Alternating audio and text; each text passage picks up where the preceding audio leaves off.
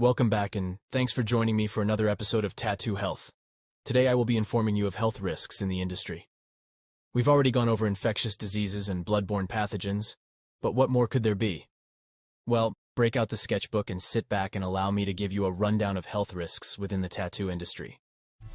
I'm outstanding, but not outstanding for the bus like you fucks. Picture me broke, what is you nuts? It's the maestro conducting crime orchestras. Couldn't afford the crust, now we got enough bread to make your organs bust. Complexion of a lush, your first perception's plush. The man's scarred for life, infections wanna pus. Yucky.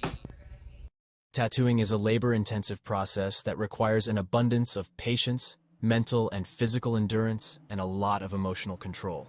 Especially when you are beginning, you might be filled with much doubt and inadequacies on your long journey ahead. It can be exhausting. So to help prevent any problems, let's get started with the first health risk. Posture. You've probably come across the memes of tattooers with boomeranged spines, I'm sure. However, neck and spinal injuries are no joke though. I remember feeling like I was stabbed in the neck with a knife for a week from tattooing all day every day and proactively sought to never let such a thing ruin my life ever again. Be sure to take breaks and create an environment where you can have proper posture and not break your spine trying to pull a line under a shin bone on a table 12 inches off the ground. It would be well worth it to indulge in a yoga class or a YouTube channel providing free classes and spend, 15 or 20 minutes daily? That's all it takes. Simply stretch.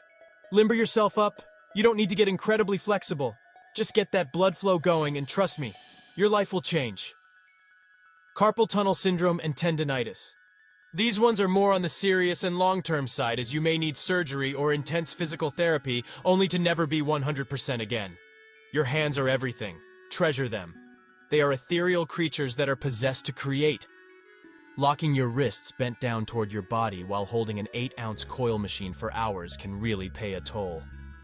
I did it for 9 years and would have numb fingers after getting home. I don't know how these old school guys do it. If I didn't take a break for a few months, that could have marked a very shitty decline and subsequent end to my career.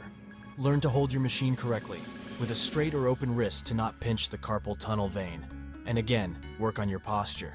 I have since switched to a pen machine too. The lack of vibration from these machines has absolutely helped my hand in the long run. Mental health issues. I was going to separate some of these topics, but they all kind of fall under the same umbrella.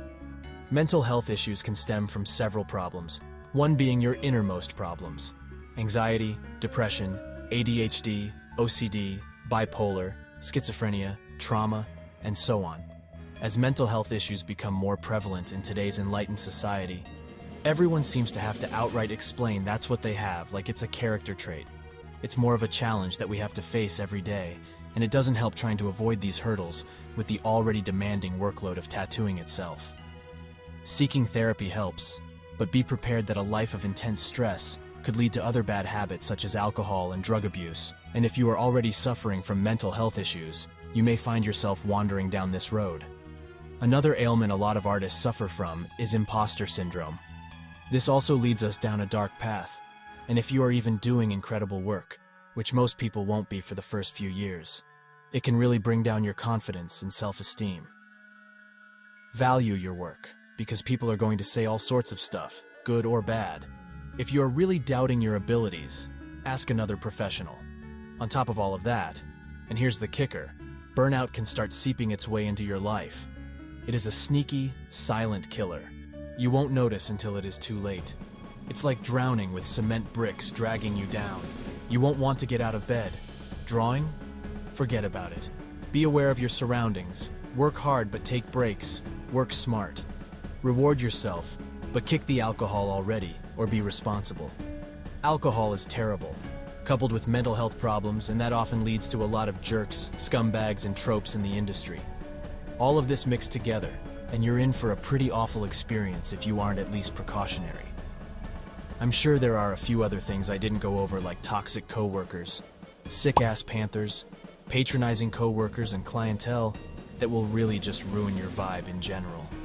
It seems to happen a lot.